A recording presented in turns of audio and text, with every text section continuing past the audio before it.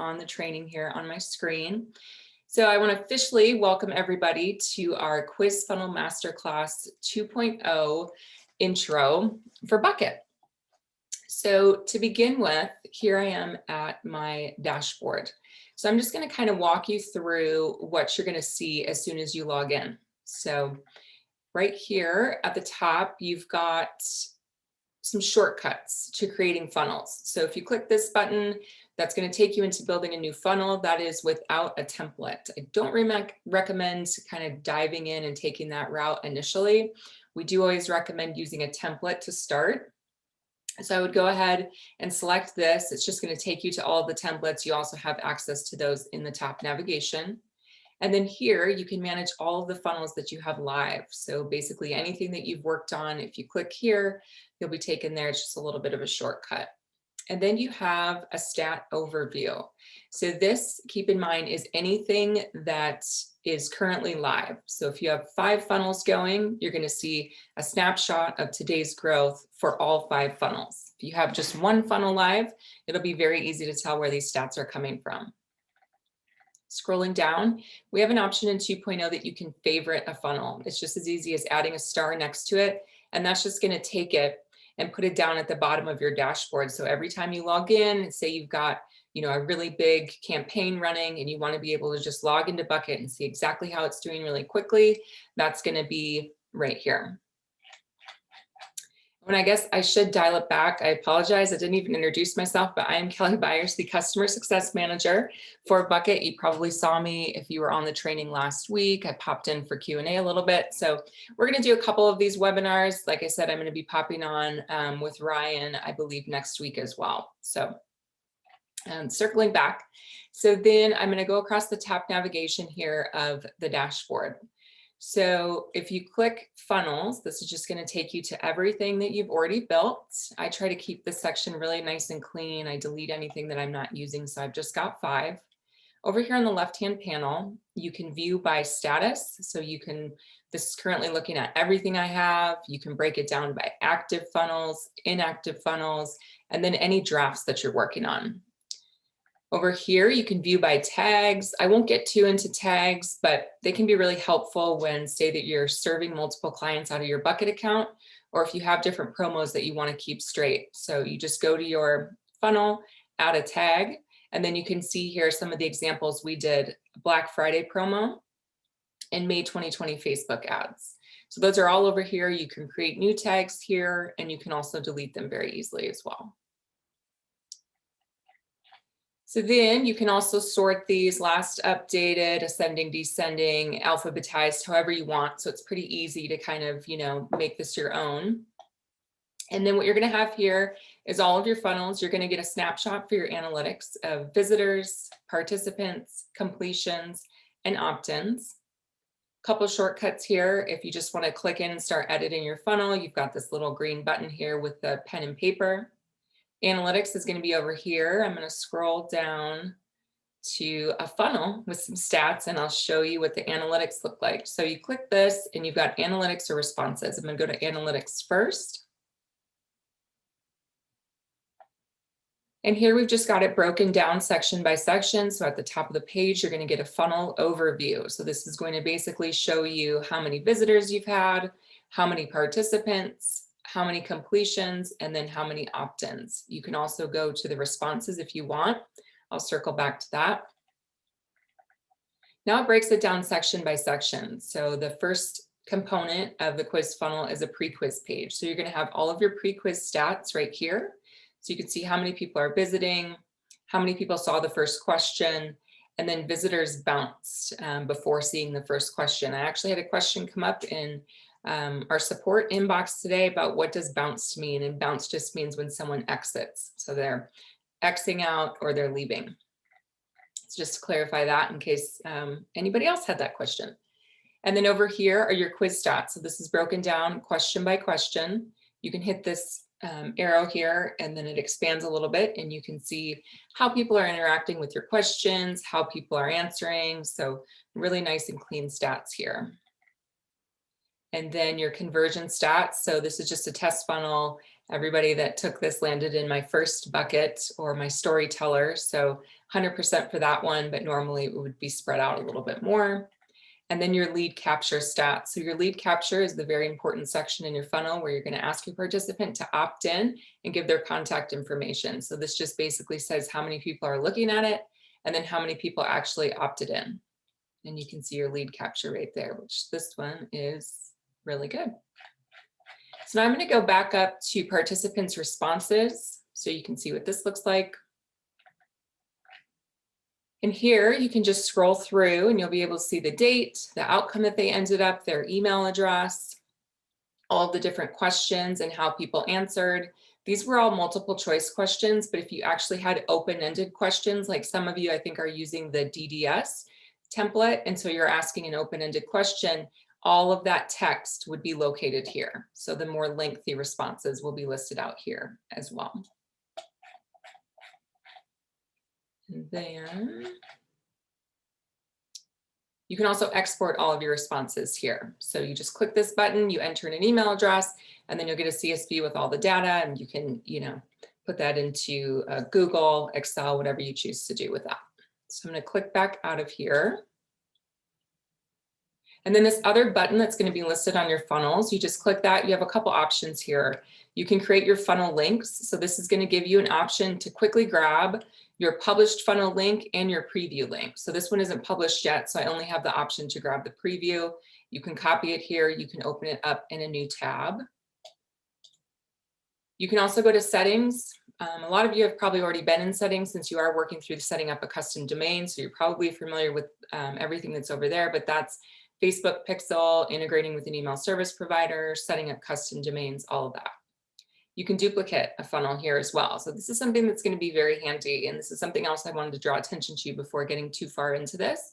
Many of you might be thinking, well, I don't even need to know a lot of this stuff because I thought they were going to build a funnel for me. And that is exactly true.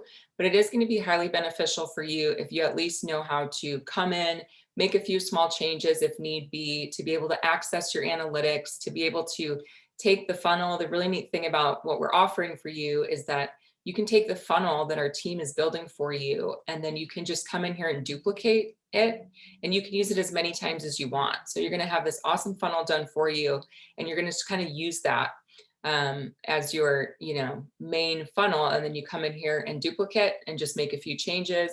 You can use this many, many times over. So, and then the other option here is to delete. And as I did say before, I think it is important to make sure that you're keeping this really clean. The last thing you want is to someday look in there and you've got 50 funnels because you were, making practice funnels or duplicating a bunch of templates or your main funnel that the team built for you. So just always keep up with this and delete funnels that you're not using any longer. So now up to templates. This is something I'm going to circle back to because we are going to actually use a template. So I'll come back to that. And then moving across the top navigation, we have the single page builder. So this is for, I'm sure you've seen on the funnels that we've used, and if you've happened to look at the templates that are in your account, we have a footer at the bottom of almost every landing page that we have for our quiz funnels. And that's going to give you links to your About Us section, to your Contact Us, to your privacy policy, to your terms and conditions, all that important stuff. We were getting a lot of feedback a couple months ago from customers who didn't have a website and they didn't have any place to host these pages. And, they were kind of in a panic about that because this is important information to have on your funnel. So what we did was we added this feature. So you can build a single page. It's going to be hosted on a bucket URL. And so you can do copy of terms and conditions, privacy policy, and you can see that we've already got some in there. So if you also aren't familiar with what kind of lingo to use or what sort of things you should say, you can use these as kind of your guidance. We certainly do suggest that you contact a lawyer if need be or if it's possible, just to make sure that you're covering everything that you need to, depending on what career you're in, the industry specifics, all of that. But just know that that's here. We do have resources in our knowledge base that will tell you how to use this. I'm not going to dive into this today, but just to let you know where that's at. And then this happened to be part of a deal that was running a long time ago. So you may not necessarily see this in your account. Up at the top, there's a button where you can create a new funnel. So again, that's just going to take you into building a funnel, and that is without a template. Over here, we have this little bell, and this is going to be eventually be notifications. We're still working on this feature, but when we introduce any feature releases or anything that you need to be made aware of, you're going to be able to see that there. Over here, our support center, our knowledge base. This is where it says this orange circle where it says help. I'll click in here and kind of give you an overview.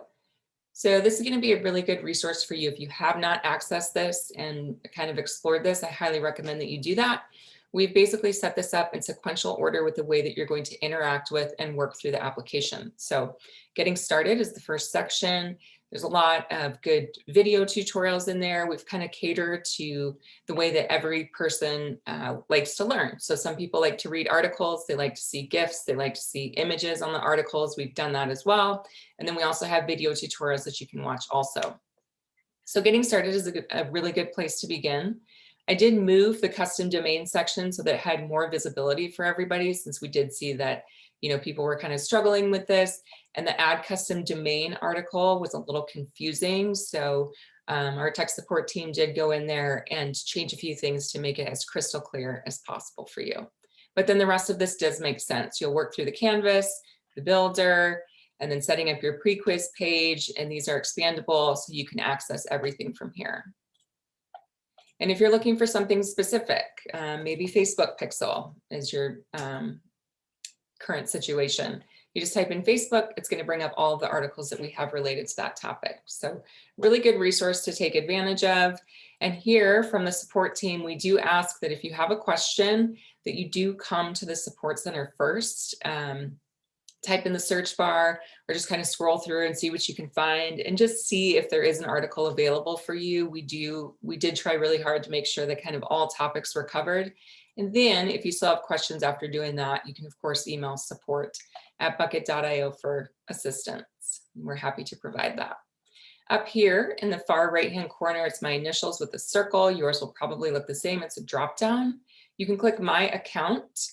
Getting a lot of questions around this as well. How do I change the name on my account? My business partner wants it to be under their name, or I need to change the email address that I signed up with because I want it to match Quiz Funnel Masterclass or Ask Method Coaching. All really good points, all really good things, but just know that you can go to account and you can easily change this, including your password. So then over here on the left-hand panel, so this is the account information we just went over. Plan management. You can just change out your credit card, things of that nature, custom domains. We will be touching on that. Adding a new integration. So this is going to be for your direct integrations with a webinar platform or an email service provider. And as I said, Hennis will be covering that later. And then the URL rotator. That's also something we're testing and will not be necessarily in everybody's account, but it is coming. All right, so I'm going to go back to the dashboard. Covered all of that. And then we're going to go to templates. So if you haven't spent any time in this section, I do recommend that you kind of browse through these. Our team did a really good job creating a lot of neat funnels for you. You're easily able to preview them. So you can kind of, get a really good idea of what you're heading into before you commit to something. So if you click preview, you're going to be able to see the landing page. And I will let you know, a lot of our landing pages are set up in this fashion. So you're going to start to see kind of a design trend. And the reason for that is because this is basically what Ryan uses for most of his marketing, and every element of these landing pages and the entire funnel for that matter, when you're using one of our templates, has been A/B tested multiple times. If you're not really familiar, well, I guess you guys are kind of all familiar with that since you're testing hooks right now, but we always encourage you to do that. We find it to be very important. But the thing about that is that you can use these templates with a lot of confidence, knowing that they're all set up very specifically, but for good reason. So we do encourage you that when you're using a template to stick as closely to this design and the concepts, even like the button placement or where the logo's at, kind of the general color scheme if you can, all of these bullet points. Just try not to sort of reinvent the wheel when you're using our template. So I'll click through this really quick, but it's basically just the logo. You have a countdown timer, which we always recommend to create a sense of urgency. Multiple call to action buttons, take the quiz, start the quiz, take the quiz over here. You've got your hook listed right here, and then a little quiz descriptor. All of this is very highly customizable. If you're like, oh, I can't stand yellow or blue is not my color, you can change out all of this. And those are kind of the few small things I'm going to show you how to do. But you click take the quiz. You do have to click an answer to pop through this just to kind of see what it looks like. I won't go through the whole thing, but you can see you've got your progress bar up here, and that's all customizable as well. Up in the top middle, you can hit funnel flow. And you can see this is our canvas. So this is where you're going to put together all the different components of your quiz funnel. And you can see here, you can just scroll along at the bottom. So you can get an idea. You're like, oh, there's going to be 7 questions that I have to edit in this funnel flow. You can also go through, there's 5 buckets or outcomes. So it kind of gives you a good idea. And there's a different lead capture and post quiz page for each outcome as well, which is again, something that we recommend you kind of sticking to. So there's really no question when you decide that you're gonna go ahead and select and customize a particular template. So it's gonna take just a minute to populate, and then I'll go ahead and show you how to change a few things on this.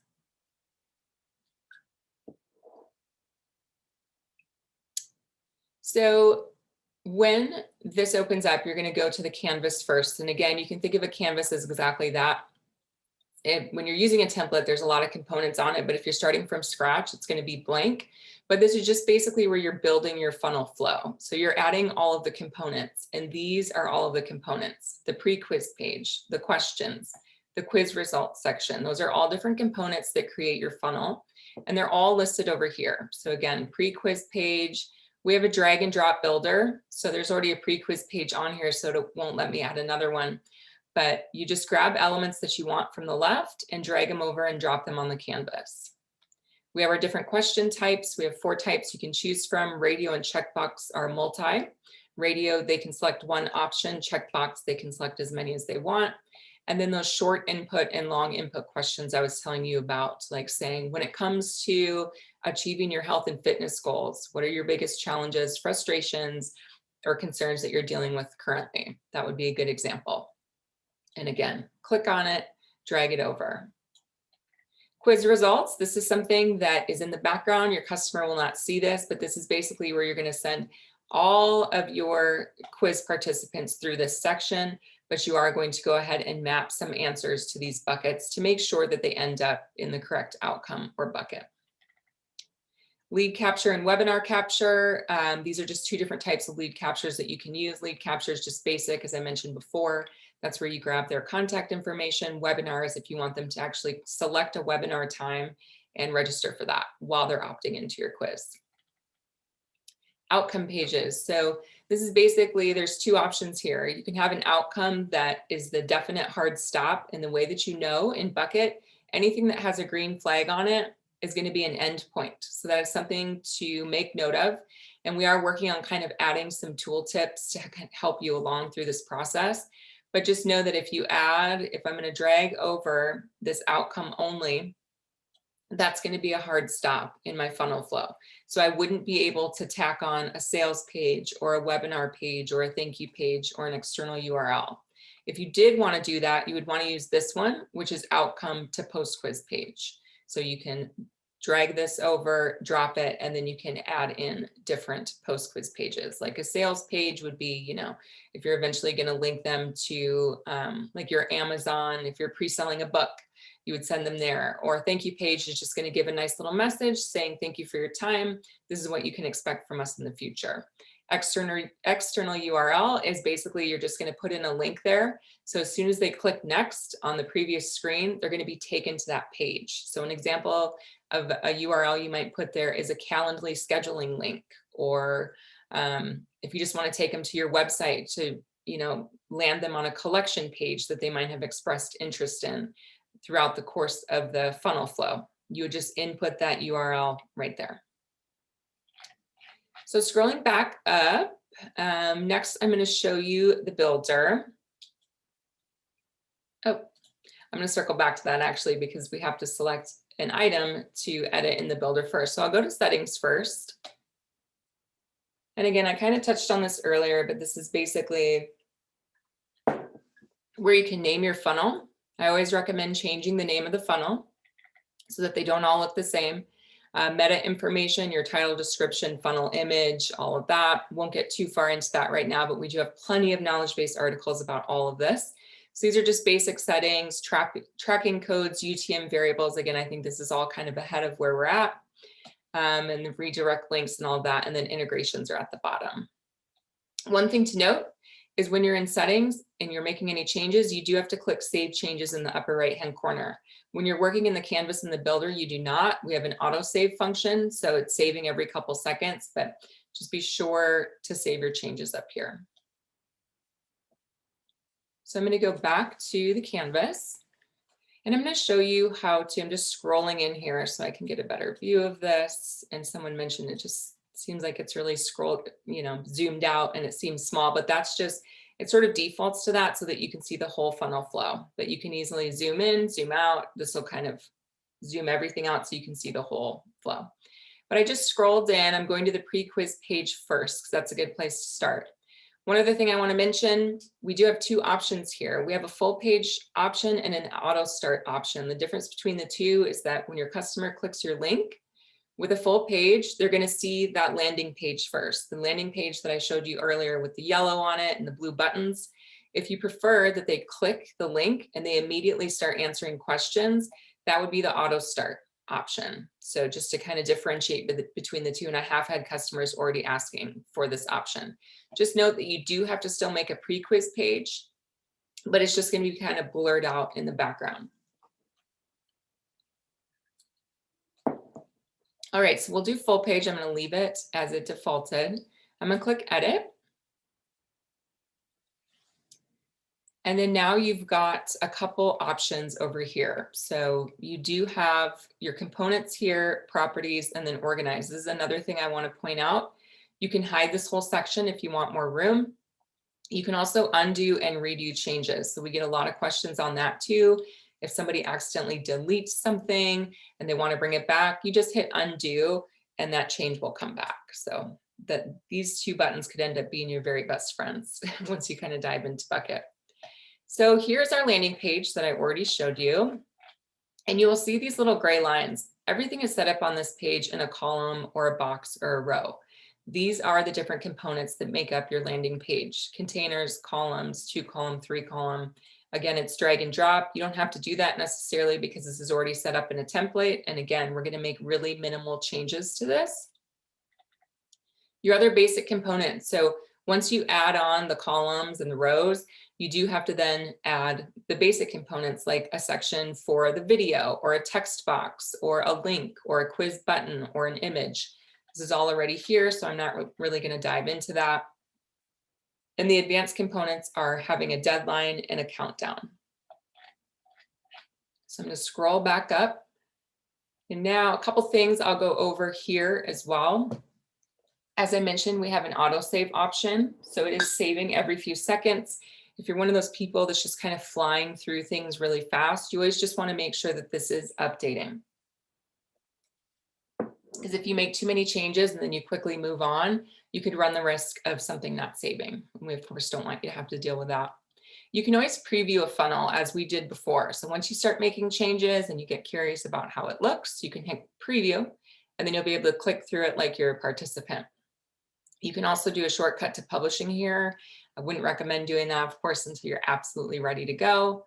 And then if you have a funnel link, you would have that if your funnel was published already, that would be here.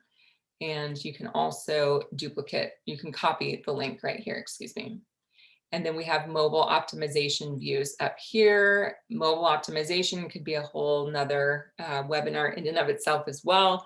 So we do have a ton of resources on that for you. And if you need any help, you can always email us, of course. And we can set up calls with the tech support team and we can walk you through all of that. But you can basically change to a tablet view and a phone view up here and then make the edits accordingly. So you can see what it looks like on mobile.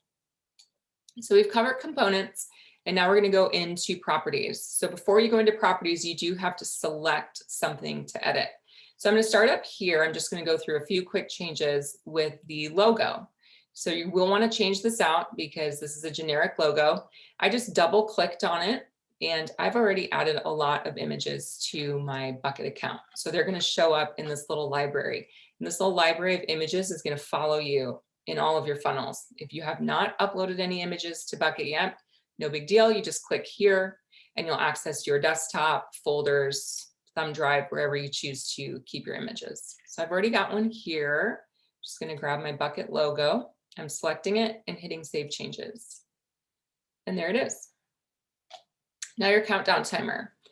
So whenever you're editing anything, you want to make sure that you're highlighting it. So if you can't really find, if you're struggling sort of getting this countdown, you can see that the little label populates so you know you're in the right spot. So I'm just going to click that. I've got the whole thing selected. If you wanted to delete it, you can always hit the trash can and it'll disappear. Just note that because this formatting is set up in a certain way, it is hard to bring these things back. So try not to delete unless you know that you absolutely want to get rid of it. So I've highlighted this and now my section over here on the left-hand side has changed. It went to the properties for the countdown timer. So you can adjust, you can turn the time up, you can add hours, minutes, you can type in text here, what you want it to say when it actually does expire, because you might be surprised, but there will be people who sit on your page and see what happens. And you can also set up an external redirect to send them somewhere else that they can click on. Like that could go to your scheduling link or maybe ultimately your outcome page, just so that they are ending up somewhere. And then there's a lot of customizations you can do down here as well, like text properties, all of that good stuff. Another thing that will come up often is how do I change this button color? So again, I'm just going to click on the button. I've got it highlighted. And then these are all the properties that you can change on the left-hand side for the button. I will start with images and background, select color so you can see this. So if you have your hex code, you could just go ahead and type it in there, but I'm just going to use this color selector and change the color.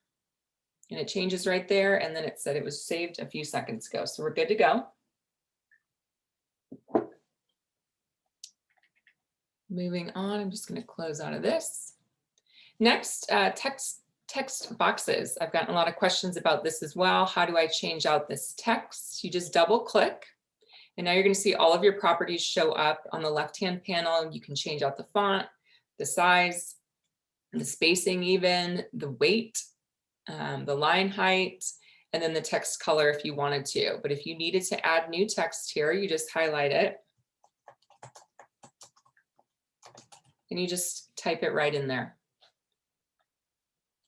Maybe I want to center it. So you can just kind of play around with this.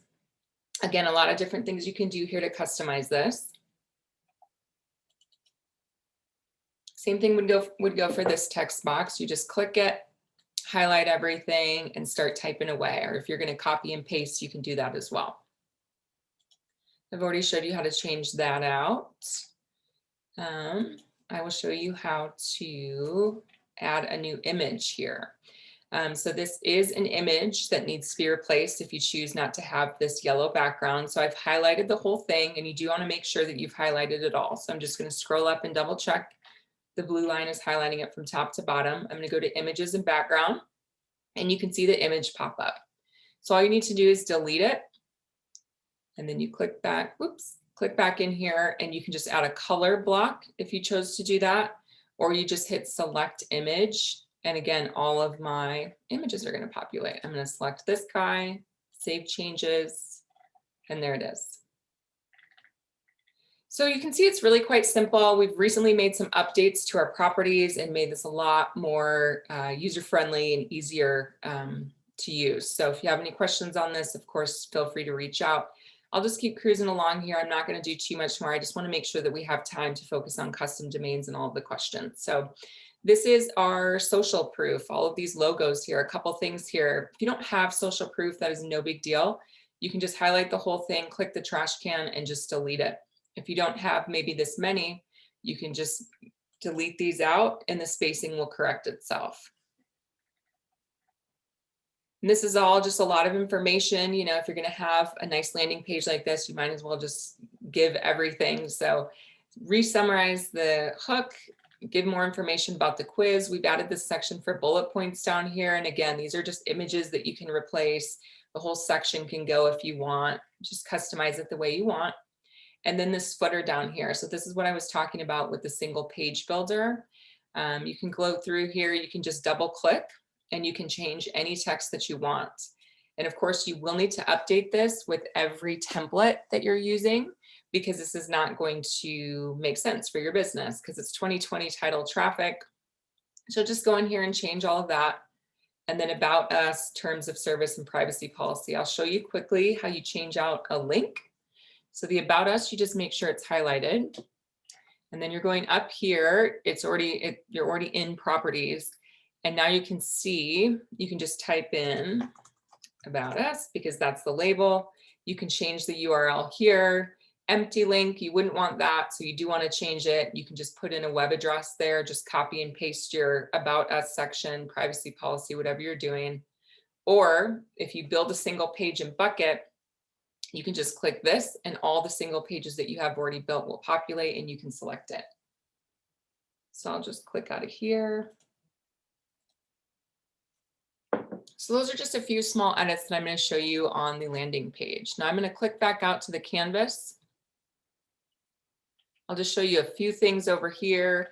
Editing questions. This is going to be something that everybody's going to have to do because chances are you are not going to want the exact verbiage of every question in a template. So there's a really easy way to edit all of these questions. You're just going to click Edit in Builder, this little pen and paper. You just go ahead and click in here and you type in your new question.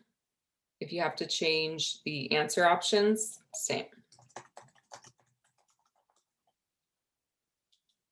You can add new options, you can delete them if need be, you can duplicate your choices, delete your choices, you can add emojis, you can stylize these any way that you want.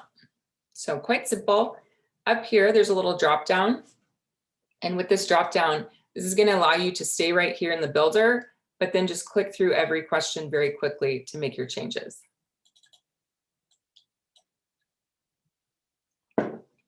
So I think you probably get the point of that. And these are all the question properties over here. So if you want to use images, you just slide these over, double click to add your image from your library. You can use other option. So I just encourage you to just kind of take some time and work through all of this so you know of the many options that are available for you. And then you also can adjust the pop-up properties. So this is the pop-up, basically the way that the box is going to look when your question pops up. So you can have a shadow, you can turn off the shadow, you can even change the color, many different ways to customize. And you can also change the progress bar here as well. And again, you're just clicking in. You can put in your hex code if you have it, or you can use the color selector. So I'm going to pop back out to the canvas. I'm just scrolling along here. I'm going to zoom in just a little bit. As I mentioned before, these are your quiz results. So there's two ways for your quiz participant in Bucket to get to the appropriate outcome. And that's either via mapping or via scoring.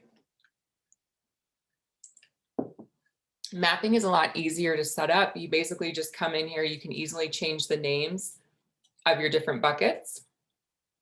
You can duplicate these choices, you can delete them if need be. So basically when you're doing mapping, we're just going to take these answers and connect them to the appropriate bucket. Excuse me. Go to option B. If they answer B, they are a demonstrator. So it's very easy. You can actually connect two. So they might qualify for two different buckets if they answer that way. And now you've got one question here, question 7, and you can see that this changes over here. This one has 2 because we added 2 to that one. But basically, in this example, you just have one diagnostic question. So the way that they answer question 7 is going to be dependent on what bucket they fall into. So again, don't want to overwhelm you, get too far into that. I'm going to scroll out a little bit here. And then these are just the lead capture sections in the thank you page. So it's a pretty simple funnel. They're just going to answer questions. They'll go through this mapping process here, and then they're going to get placed in the appropriate bucket based on that question. Lead capture, same way to edit. Just click edit. The builder's going to open up. And then you can just change a few items on here that you need to. You can change out the image if need be, change the button color. We're just asking for email address here. Very simple. If you want to add any other components from the left-hand side, you can do that as well. Like say you did want to ask for their first name. You can just grab the short input, drag it over, place it there, and then you select, and you can even change the placeholder font as well. So you'd make your changes there and then confirm. So we're just asking for first name. So I'll pop back out to the canvas. And that's really it. Thank you page is very basic. Like I was saying, it's just saying, what is your content creation strength? Your answer is demonstrator. Here's what that means for you. There's a place to do a video. That's kind of getting ahead of ourselves again, but it's basically just saying, here's what your results are. Thank you for taking the time. Watch the replay now. You can kind of customize this any way that you need to. So I'm going to click back out to Canvas. And once I'm ready to publish, I'm going to go up here to publish. So a couple things just to make note of.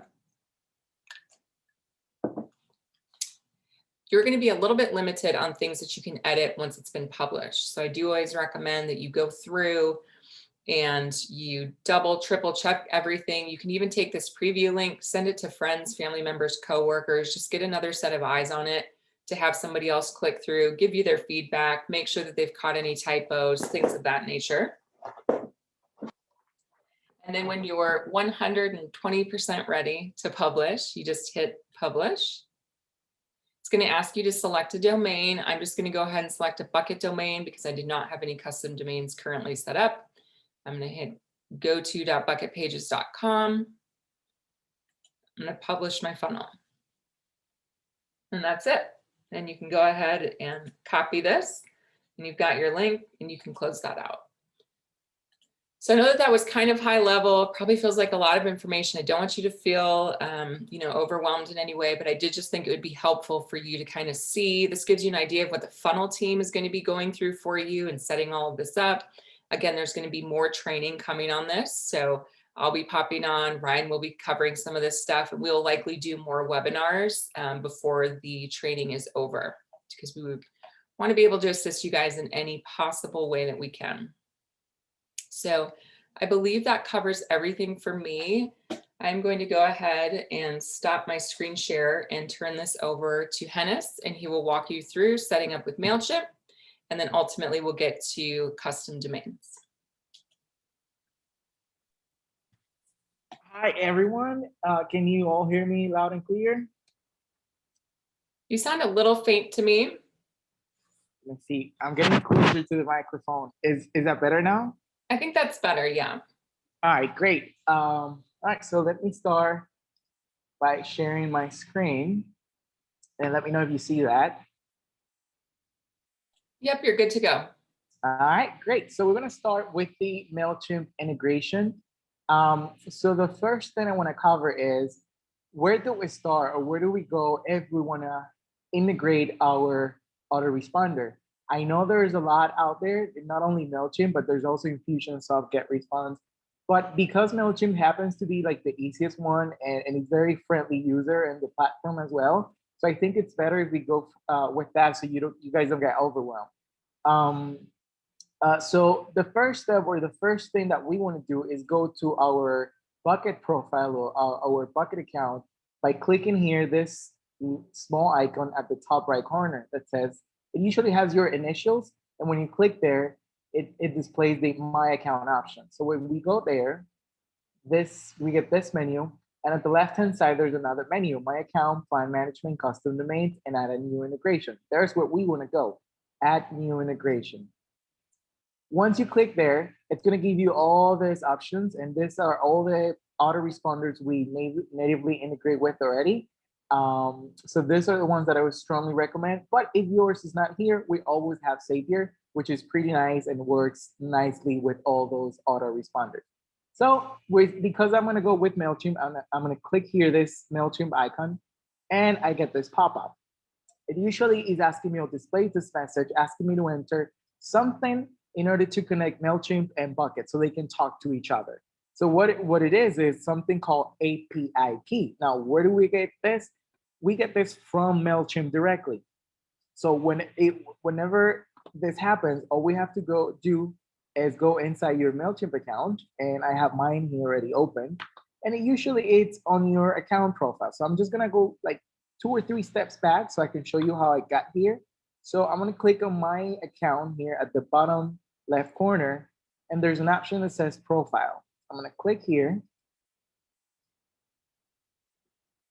and it's loading. Let's just give it a minute. And from here, there's a menu that says overview, settings, build, and extra. We want to go to extras and click the API key option. This is where we find the little key. I'm gonna click there, and voila, here I am. Now I have this section right here because I have already generated that earlier, but if you don't have it, you're gonna see something like this. It's just a matter of creating a key, and it will get you this long code. So I'm gonna copy and paste this code, copy. I'm gonna go back to Bucket, paste the code here, and click here the Save Integration button. And it's saving, and there you go. If you get this message, integration added successfully, you're good to go. Now, another indicator will be this gear icon, which means that there's something already integrated. If something went wrong, you would just see this plus sign, meaning there's nothing there. So this is also something that indicates that it went well. So this is gonna be the first part, linking or connecting Bucket to MailChimp. Now, after that's connected, we can start assigning tags and all those in your funnel. Now, where do we go? I'm gonna go back here to the funnels page at the top menu option. And here's the list of funnels that I have. I'm gonna use the very first one I have. Click here, the 3 dots at the right-hand side, and go to settings. Let's just give it a minute. Once in settings, you have all this menu here at the left-hand side. We want to go for integration, which is the last one, and it will display this. Now, those are all the integrations that I have available, but I'm going to go for MailChimp, which is what I'm working with now. This is going to be the first, or the main page is going to give you like a brief of what it is, and just ask you to click this integrate to funnel green button. When we click that, that's gonna load automatically a form. And that's basically what the integration is. We just fill out a form of things that we wanna transfer from Bucket to MailChimp. But as you can see, it's grayed out. So we wanna turn that on, toggle, or switch this toggle. And now we have options to start connecting our funnel questions and buckets to your MailChimp. So the first section is gonna ask us for where do we want people to go? And they usually go to a list inside MailChimp. So here's a drop-down menu of all the lists that I have. Maybe you'll have more, maybe you will have none if it's first time, but it's okay. Bucket will just populate whatever list we have on our MailChimp account. I have all this list, so I'm just gonna use this one that says test one segment. So what it means is that everybody that goes through this funnel that gets pushed from Bucket to MailChimp is going to be added to that particular list, right? Now, how do we make the segmentation part, or how do we make a difference between, depending on what bucket they belong to? This part here that says tag your buckets is what we want to use for that purpose.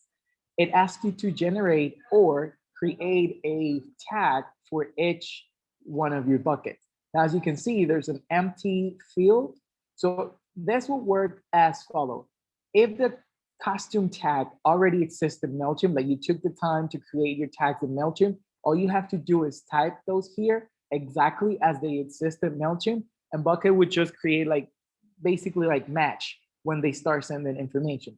But if you have not created your tags, no problem. You can just type it here, and when it's time to register people under that tag, Bucket will automatically create it on MailChimp.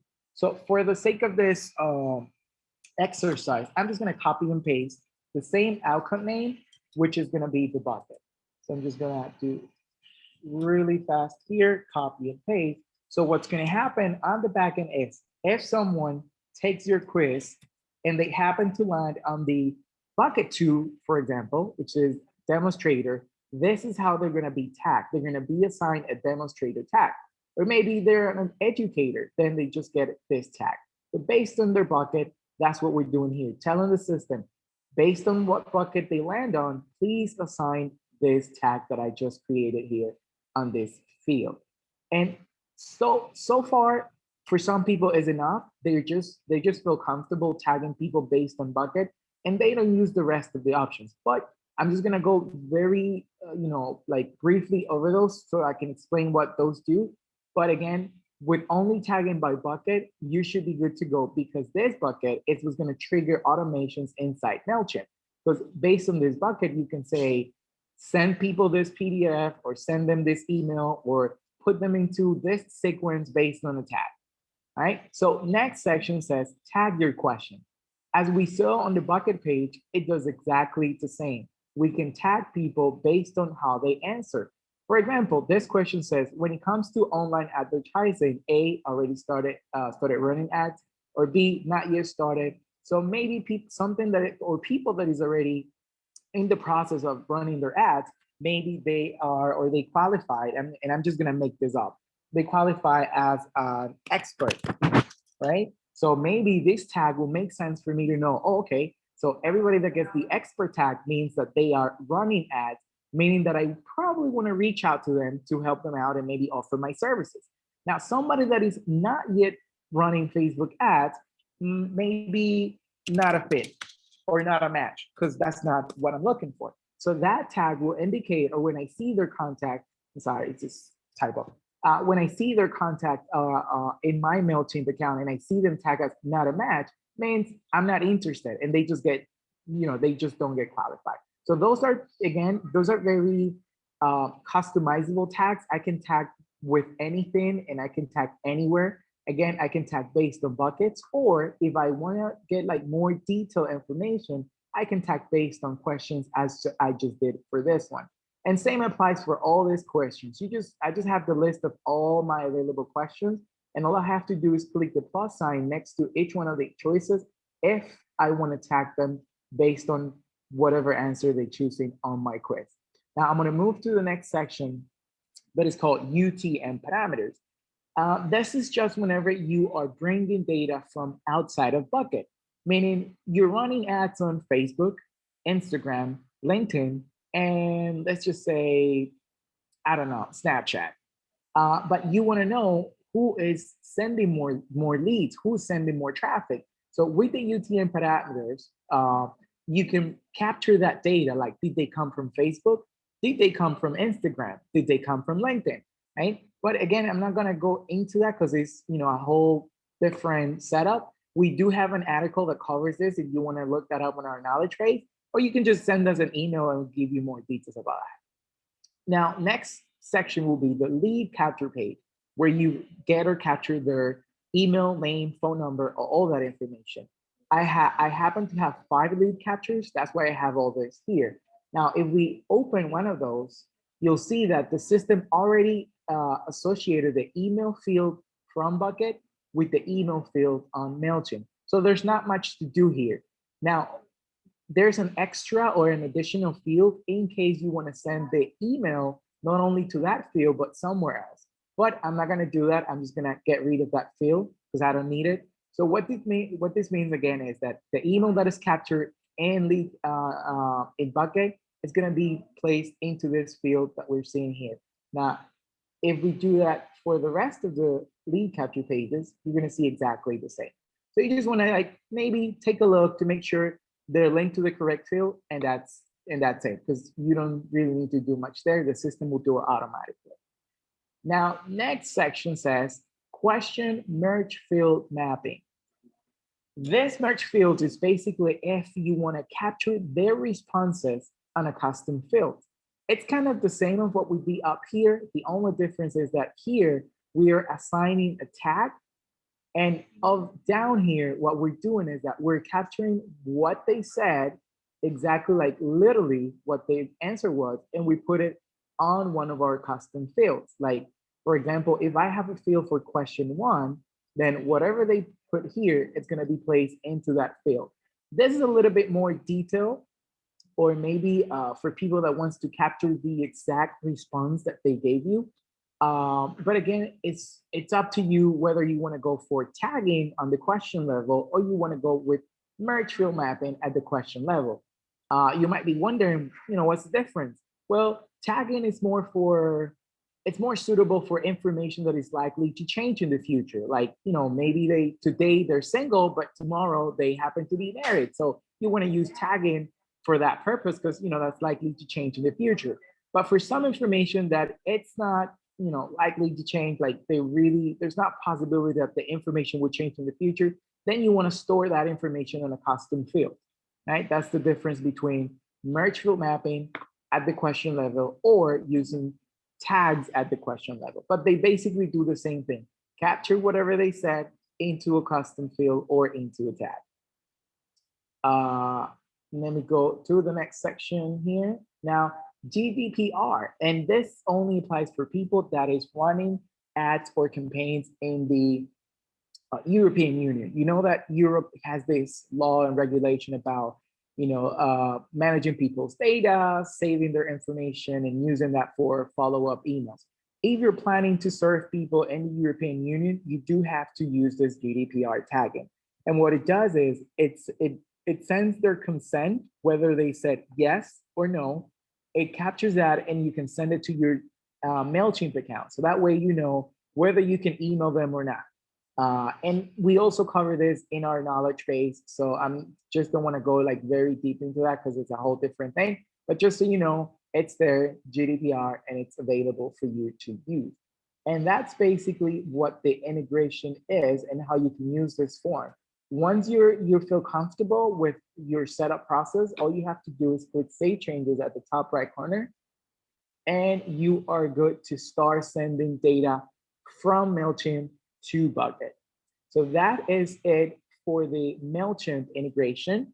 Now, before I jump to the custom domain part, if you have questions about what I just covered, please leave them in the Q&A section, and we can do like a Q&A at the end so I can go over those very technical questions about the integration so you guys can have a better understanding of how that works. Right? So now it's time to go or move on to the custom domain. And for that, I'm going to go back to my account and I'm going to go here to this section that's called custom domain. Now, Bucket will usually ask you for this. We'll just basically give you this: add a custom domain, click, and here are the instructions. And you say, well, what do I put here? So let me just go 1 or 2 steps behind. So how do we get to this part? I'm going to open here my GoDaddy account, and this is my domain. This is the one that I'm using for this purpose. So what you want to do, or what we've been trying to cover on the custom domain knowledge base, is you have to create a Cname record to link your domain with Bucket. If I put this, only this domain, let me just copy here. If I just put this in my account, like my root domain, and I try to verify it, it's gonna fail because there's nothing yet indicating that Bucket is linked to your domain. So how do we really link Bucket to your domain? With the Cname record, right? So I just wanted to show that just by putting your plain domain, it's not gonna work. It's always gonna fail. All right, so let's go to the Cname record. What we do here is that once you're inside your DNS management for that domain, you want to find an option that allows you to add records. So I have it here. This is a GoDaddy. If you happen to use a different one, the platform might be a little different, but not that much. They actually follow like kind of the same structure. So we find a place where we can add some other records. And this one is pretty straightforward. So what type of record do I want to create? Again, it's going to be a Cname. You can create A records, TXT records, ASVIA records, but for this one, it's Cname record. That's what we want to go for. After I've selected my type of record, which is Cname, it's going to ask me for 2 additional pieces of information. Host, what is the host? This part right here, it's maybe the one that got a lot of people confused because they didn't know what exactly to put there. But just like a general definition of that, the host is the piece of data that's going to create the subdomain. And that's basically going to be what's going to happen. You're going to end up with a subdomain because, as I showed earlier, if I try to use the plain domain, it's not going to work. If I create a CNAME, I have to put something here, and that's how I end up with a subdomain. So for the purpose of this exercise, I'm going to use something very simple. I'm just going to use the word quiz. Now that quiz piece of data, it's going to be next, or it's going to follow my domain name. But I'm going to show you that in a moment. I just wanted to kind of clarify what the host does. Now, the second field is going to ask me where is the CNAME going to point to? So it's going to go to domains.bucket.io always. This little piece of data, it's never going to change. Always going to be domains.bucket.io. The host, it could be anything. You can just put whatever word, quiz, survey, or anything that you can think of. But the points to, it's always going to be domains.bucket.io. So next is the TTL, or time to leave, which means is that once we save this, GoDaddy is going to take about an hour or less to propagate those changes, to validate my Cname record. Sometimes it doesn't take that long, sometimes it does, but just so you know what the TTL means and what it does. So really quick, Cname record, host, you have to come up with that name, but I just use quiz, points to domain.bucket.io, and the time to leave, or the time to validate that Cname, it's going to be 1 hour or less. Once I have that data in place, I'm going to click save. And here it is. Here is my Cname. Now, while I wait for my changes to spread, a lot of people were asking recently, can I have more than one Cname for my main domain? Yes, you can. See how for this domain, I have one Cname that it has a WED, but I also created one that says quiz, and I can continue to add as many as I need to. But just so you know, yes, you can have more Cnames if you need to.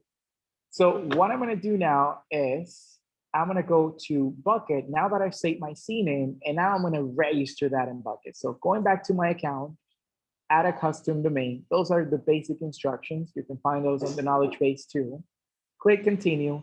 And remember how I used the word quiz as the host or as the name? You have to include that in Bucket as well.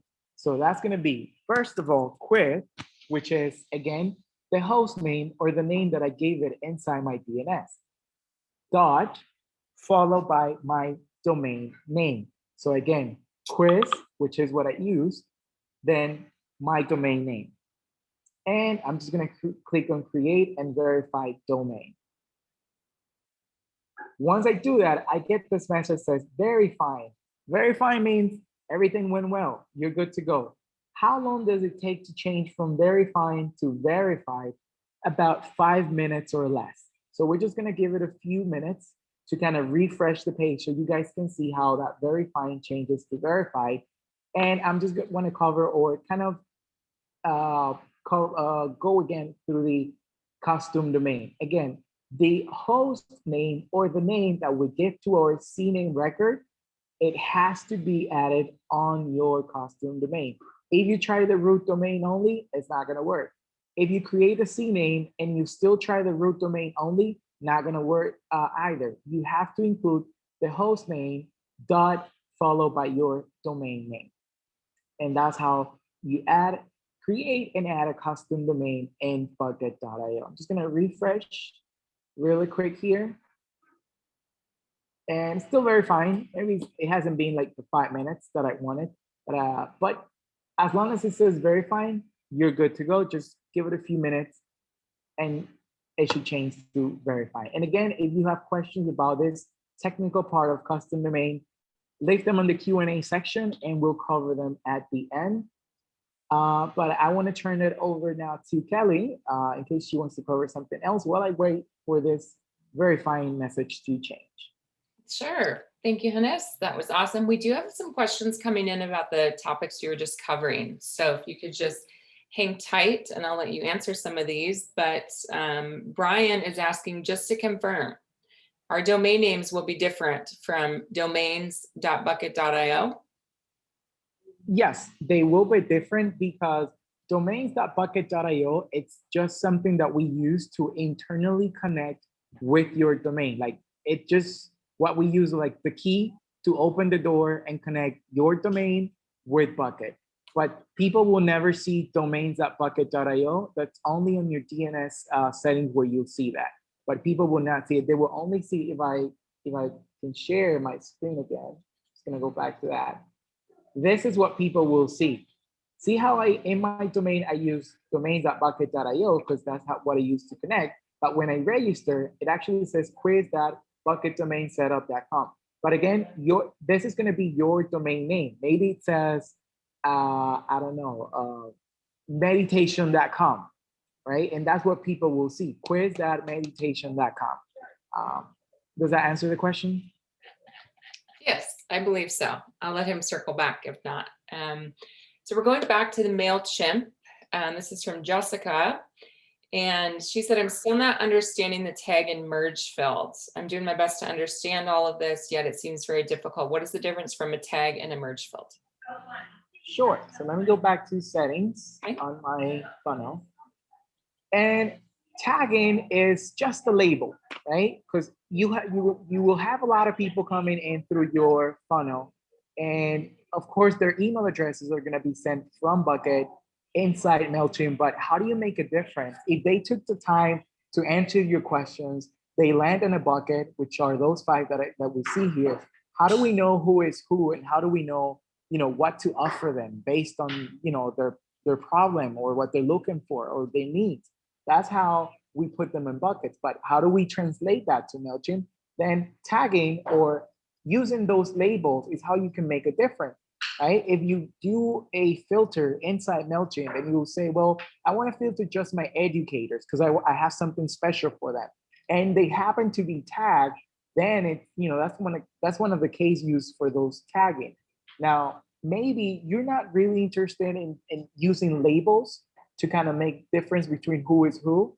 Maybe you want to use merge fields because you want to capture whatever they are or whatever need they have. You want to put it on a custom field like you do with their name, email address. Like just picture in your autoresponder, there's a field where you place their name. That's never going to change. That's always going to be like always and forever their name.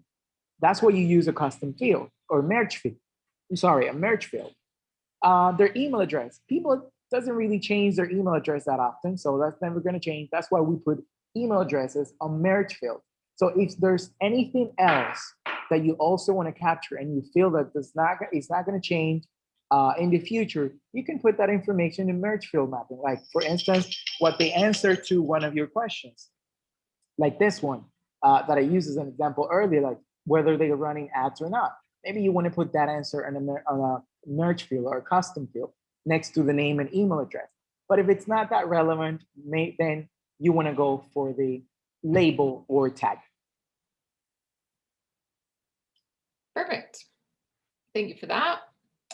And we've got another one here. We don't have to go way into Google Analytics, but just in case anybody else had this question too, Hennis, Dave is asking, what is the integration with Google Analytics and how does it work? If you just want to like give a real high level of why somebody would integrate with Google Analytics. Sure. Well, Facebook and Google are just one of the many tracking platforms out there. Like people not only want to transfer their data to their autoresponder, but they want to track how the audience is interacting. Like, did they click on a question? Did they I don't know, abandon the quiz after 2 or 3 questions, and you want to circle back to them? That's what those tracking systems do, like Google Analytics. So if I open here, I click here, so let me just turn that on.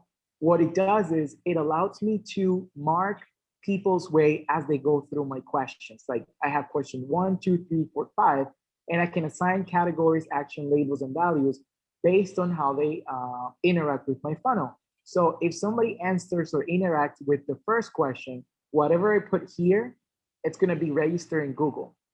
if they do the same for question 2, the activity is going to continue to register. But if they dropped after that, then nothing is going to appear for question 3, 4, 5. So that's an indicator, like, how they're interacting with your funnel. And the example that I use is one of the many cases used for the Google Analytics. But we do have an article about this in our knowledge base. So you may want to take a look at it and read through it. And if you have questions, just send me an email and I'll happy to get back to you. Sure. Thank you. So we have a question from Diane, and I can answer this one. So she asked, it appears I'm unable to set up a separate email integration per each unique quiz funnel. Is that accurate? In other words, for funnel A for client 1, can I integrate the funnel to MailChimp, for example? Then funnel B for client 2, I can integrate to ConvertKit. So that is true. You are able to integrate with multiple email service providers. It's just important to note that for each account, you can only have, say, one MailChimp account. So you wouldn't be able to integrate 2 MailChimp accounts, but you can do a MailChimp and an active campaign. So that should answer your question, Diane. Another one, how many custom domains can you have? You can create as many custom domains as you want, but you really only need to use one if you're going to use it in Bucket. So that custom domain that you create is going to populate. You saw when I published the quiz funnel and I hit the drop down and it was all Bucket domains. Your custom domain will populate there, and then you're actually able to use that as many times as you want. Bucket is going to assign a unique identifier on the end of each quiz. So that is something that's important to remember. But that's the reason that happens is because then you can use that same domain for multiple quizzes to host it. So then I'll close that one out.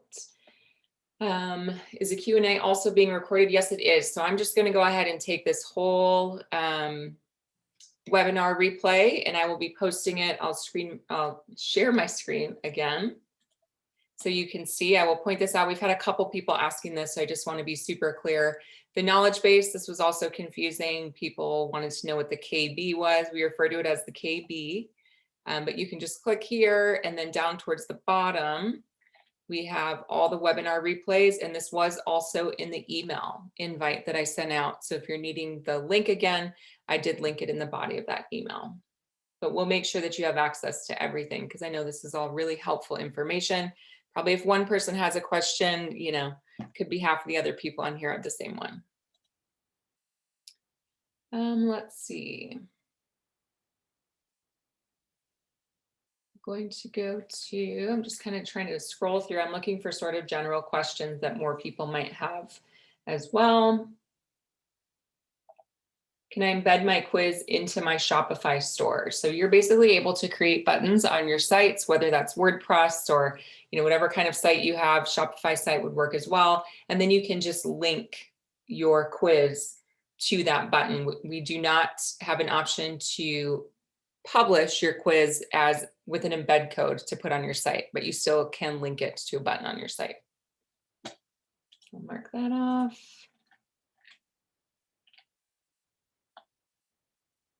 So it looks like, Hennis, there's still some questions around Cnames and why you need a subdomain. So the one is, for the Cname, do you create it where you purchase your domain or where your domain is hosted? And then also, why do we need a subdomain? All right, so for the first one, it says, for the Cname, do you create it where you purchase or your domain or where your domain is hosted? It's actually where you purchased your domain. That's where you want to create the Cname. Now, why do you need a subdomain? Not like you need it, but it's like a consequence of using Cname records. Like when you create a Cname record, it will result always 100% of the times on a subdomain. So it's not like we intend on having people creating subdomains. It's just the result of creating your Cname record. Okay, perfect. Thank you. So I see we've got a question here from Grace. I created the split test funnel. I verified Facebook, and how do I take the quizzes and put it in my Facebook ad manager? So something that's probably important for everybody to hear on this call is that here at Bucket, unfortunately, we are not Facebook ads manager experts. So we're here to help you in any possible way that we can with everything related directly to Bucket. but I have been seeing a lot of tickets coming in asking us for specific help with people struggling on getting customer service from Facebook ads or Facebook business accounts, or how to set that up, how to set up the ads, all of these questions related to that. And unfortunately, our team is just not able to assist you there. So I do know that going to the Facebook group, the Quiz Funnel Masterclass Facebook group, there's been a lot of people posting in there with their Facebook ads and Facebook Business Manager questions, and I know, trust me, that it can be hard to contact someone from customer service over there. I know a couple of people were really struggling with that over the weekend, but unfortunately, we just don't have any control over that. And we would only be able to advise you to contact the customer service that you can find online by just, Googling, how do you get in touch with Facebook customer service? So I would recommend first going to the Quiz Funnel Facebook group, posting it there, or scrolling through and seeing if you can find other people who may have already posted the same question. And then if they're not able to help you, the course advisors and all of that, then you would have to contact Facebook. Now, there's one question that I find very interesting, and it's from Sonia. It has to do with the Cname record and the TXT record, and especially for the people that is planning on using the Facebook ad manager, and they do have to create a TXT record. And this is a common error. So the Cname record, you create it at the root domain level, and it results on a subdomain. In her case, it's quiz.sonia something else.com. But when you create the TXT record, you don't create it at the quiz.sonia.com. You create it at the root domain level as well. So that way there's not a conflict. Because again, for the main domain, you can have as many records as you need to. There are A records, Cname records, and TXT records, and they all can live within the same space. So Sonia, for you, if you're trying to create a TXT record for the subdomain that starts with quiz, that's why you're having the problem. You need to create a TXT record only for the root domain, which is sonia.somethingelse.com. Perfect. Thank you for that. Dennis asks, is one of the email services provider better than the others? So not necessarily. I think they're all kind of created equally. The email service providers that we've chosen to have direct integrations with, we've chosen those because, and they're right over here under native integrations. We've chosen those based on how many of our own customers are using them, and also based on the experience that we've had with those email service providers. So I will say we feel like the majority of our customer base does use MailChimp. A couple of reasons for that. MailChimp is relatively easy to use, and it's also free. Like a free account can get you pretty far, whereas that's not necessarily the case with ESPs like Infusionsoft. People say Infusionsoft is also kind of hard to learn. So no, I think it's going to be completely up to you in terms of what's going to work best for you. But I will just say, Dennis, a lot of our customers do go with MailChimp. Let's see here. So here's a good question. Hennis, maybe you can explain this. Mark says, is the autoresponder integration happening at the program level, quiz level, or question level? I integrated ActiveCampaign and I didn't see any of this mapping.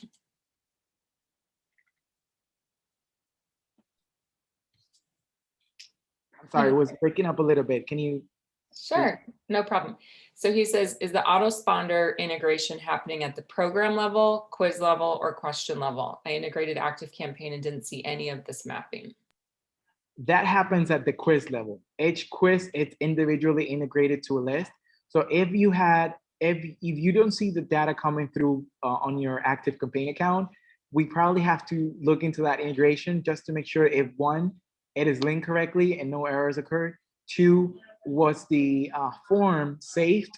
And if not, and if the funnel is already live, they should click push changes. And if the answer to all these questions is a yes, I think we're gonna have to look into some troubleshooting. So sending an email to support@bucket.io will be the best shot.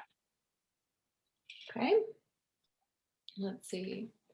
And it might take a minute for me. I'm just kind of trying to catch up to all these questions that are coming in. So Hennis, if you happen to see anything in here that you want to pull out and answer, please feel free to go ahead. Sure. So Chuck, you can have different autoresponders in your integrations for the same quiz. You wouldn't be using multiple email service providers per quiz, but you can set up different email service providers in your account. Let's go ahead and close that.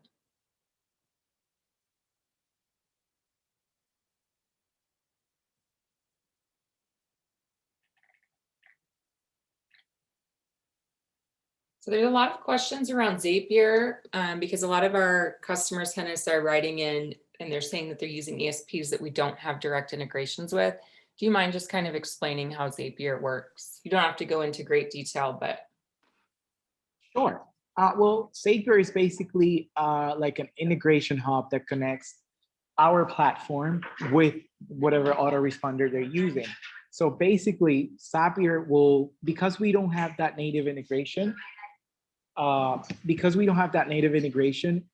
will do basically pull data out of Bucket and we'll push it to your autoresponder. Now, the way we do that is that we first connect Bucket with Zapier. We link them so that way they have permissions and everything they need to access our platform and export data.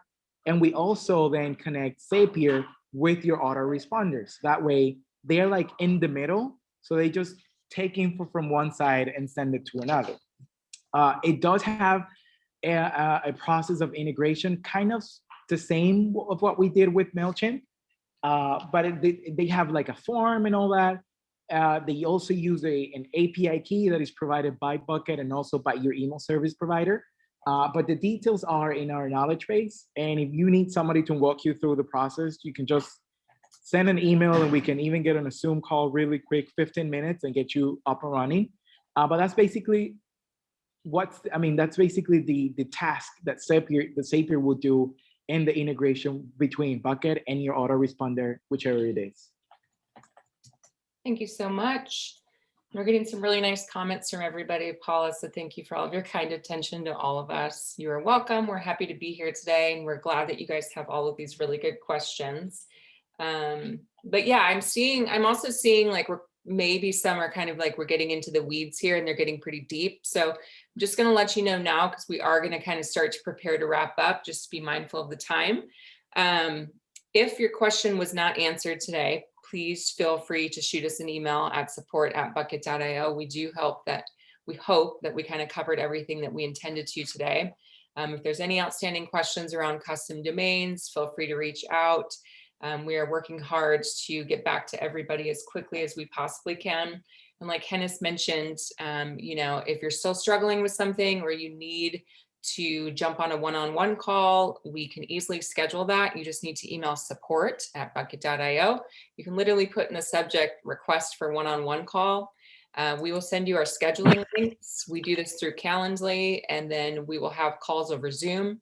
If it's a really complex issue, it's usually easier to do that because we're able to screen share and we can see exactly what you're looking at. We can see exactly where you're getting hung up. So just know that that's always an option as well.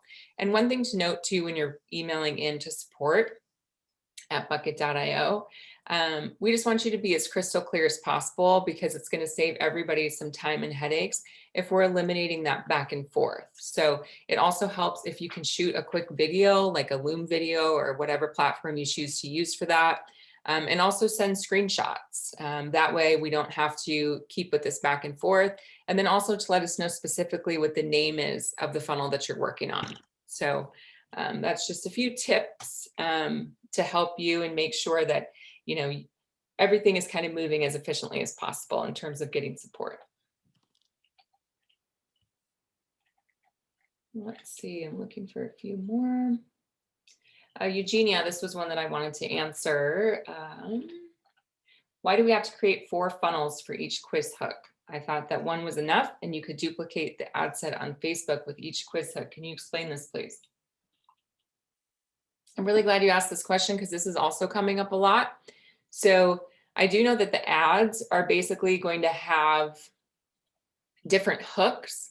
But if Ryan is not advising you to actually put that hook in the quiz, so there could be some confusion with us too, since we're not like following along in the training. But if he just wants you to do 4 different ads in Facebook, testing different hooks, but not necessarily have those 4 hooks match your actual quiz funnel, then you don't have to worry about creating 4 different funnels. However, if he does want you to have the hooks matching from the Facebook ad and actually changing the hook on the DDS or whatever funnel you're making, then you would have to duplicate it and then change it each time.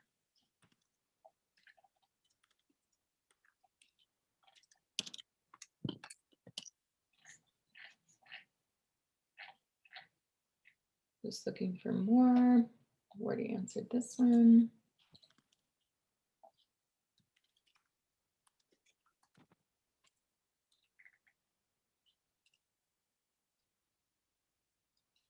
So here's another one.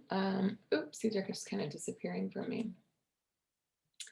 And as Elena says, do I understand correctly if you have different platforms for hosting and where my domain was created, I create the CNAME with that platform where my domain was created?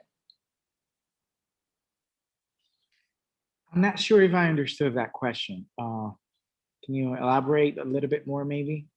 Yeah, Elena, if you're still on, if you just want to maybe add more, but she just said, if I have different platforms for hosting and where my domain was created, I create the CNAME with that platform where my domain was created. So it's too unclear. We'll just see if she writes in something else. Mm-hmm. Do we have demo videos for any of these Zapier integrations? I'm a visual learner. Video walkthroughs are almost most welcome than verbal explanation, please. Hennis, I don't remember. Did we do video tutorials for Zapier? No, I mean, videos, the problem with videos is that they, platforms change very often, and especially with those SaaS products. So whatever we capture in a video today is going to change in 15 days, a month, or 3 months. So changing a text, it's easier, faster than changing a video. But I'm happy to, how about if you send me an email to support@bucket.io, we schedule a 15-minute Zoom call, we go through the process, I give you permission, the ability to record, so that way you can save the video in your computer and use it for future references. Perfect. So Carlos was asking something kind of similar. Can you share an example to integrate Zapier? So Carlos, I feel like people are maybe feeling a little overwhelmed already, and it's a lot of information that we're piling on today. So we don't want to dive too deep into some of this stuff, but just email support@bucket.io or go to the knowledge base and type in Zapier, and you'll see all of the articles that we have written about this. Let's see.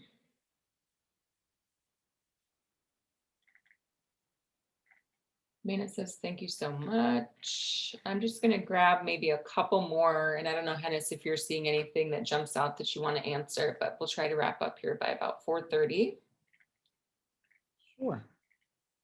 Reza said the domain assist was helpful. Lots to learn, but the support is encouraging. Thank you. Thank you for that feedback. Let's see. Okay, so Anna says, read the funnel flow and the scoring option. Will you be going over this in a future training? Yes, we definitely will. And there's also, Anna, there are tutorials and articles in this as well in the knowledge base. So you can always go there and look. And I believe we have covered it in webinars before, so it'd be in the webinar replays, but we will dive into this a little bit more, and I will go over specifically the difference between mapping and scoring. So yes.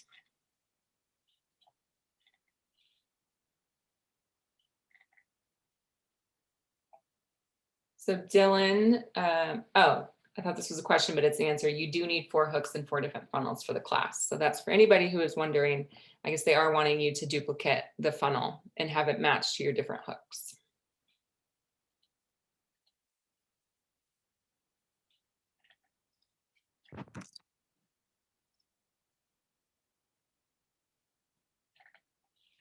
So Roberto is asking, how can I import quizzes from my bucket 1.0 to 2.0? So this, of course, is not for anybody new, but anybody who is coming over from 1.0 to 2.0, unfortunately, no, because the platforms are so drastically different.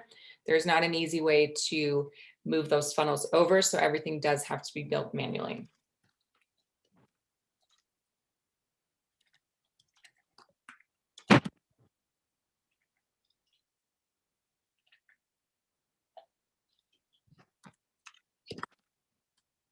Okay, so Elena circled back and said, I use Wix for hosting and my domain was created on Bluehost. Where do I create my CNAME? And Bluehost, because Bluehost is your DNS provider. So the Cname Record is going to be always in Bluehost. Perfect.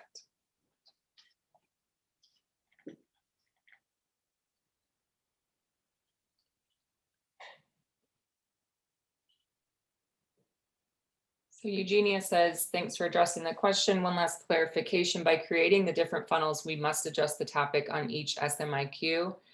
I don't know if that's necessarily the case, and I don't want to like be, kind of canceling out anything Ryan might be teaching you. So some of these questions specific to the homework and what you're supposed to be doing for the Quiz Funnel Masterclass would be really good to ask in the Facebook community. Because like I said, we haven't had the opportunity to sit in, so I don't know exactly the instructions that Ryan's giving you in terms of creating these quiz hooks and adjusting the funnels. So Eugenia, I would just confirm that with the group, just to be on the safe side.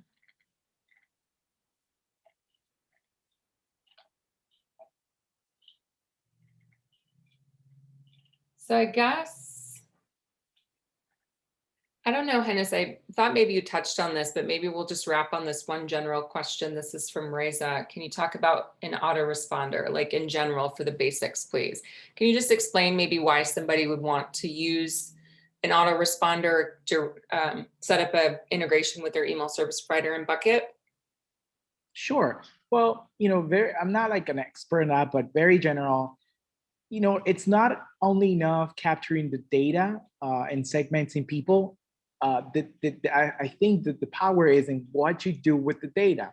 How do you reach out to these people? How do you let them know what you offer, what your services are, what your promos and specials are? I don't know, maybe for Black Friday, for Christmas, or whatever the occasion is. So Bucket does not send emails, those kind of bulk emails. You need an autoresponder to get in touch with your audience. Because, how many times can they go on your website if you have one? But if you don't have a website, how do they know about your products? So sending emails through your autoresponder is like the best way or the best marketing strategy that's been there for, long times. So you do need an autoresponder basically to communicate with your audience, to let them know what you offer, what you have, and how they can get one of your services or products. So Bucket does the times of gathering data, segmenting people, send it to your autoresponder. But what happens after, it's outside of Bucket, and it's right there when you need to use an autoresponder. Okay. Great, thank you so much. So there are still some questions. There's just a few of us on the call here that are fielding these, so they're kind of coming in quick. So there's no way that we can get to all of these while we're live, unfortunately, but we will be able to scroll through these. We'll try to get back to you if we can. But again, if you don't hear from us and your question wasn't answered, or you just need more clarification on something, email support@bucket.io, and that's where we can help you. And then you should still be looking at my screen. I'm showing you the knowledge base, and people are still asking, where is the webinar replay going to be found? And that's just right here. So I'll click back. I'm in my dashboard of Bucket. I'm going to go to help right up here. Click this. This opens up the knowledge base. Scroll down near the bottom and then webinar replay, and it'll be in placeholder number 1. So as soon as I load it in, and that could take up to 24 hours for us to have that there, but you'll be able to have access to that. So don't worry about that. But anyway, on behalf of all of us, we just want to thank you for taking the time to join us today. I know it was kind of last minute. People had to carve out time, and we've got people all over the world, so who knows what time it is for all of us. But we do appreciate your dedication to jumping on this training, to kind of, you know, get a little bit more familiar with Bucket, and we do hope that you found it to be helpful. So we will be doing more of these. We'll be sending out more emails and invites and updates on that as those get scheduled. So again, thanks everybody. Just know that we're here for you. Reach out if you need our help, and we do hope that you all enjoy the rest of your day or your nights or whatever time it might be for you. Thanks everyone.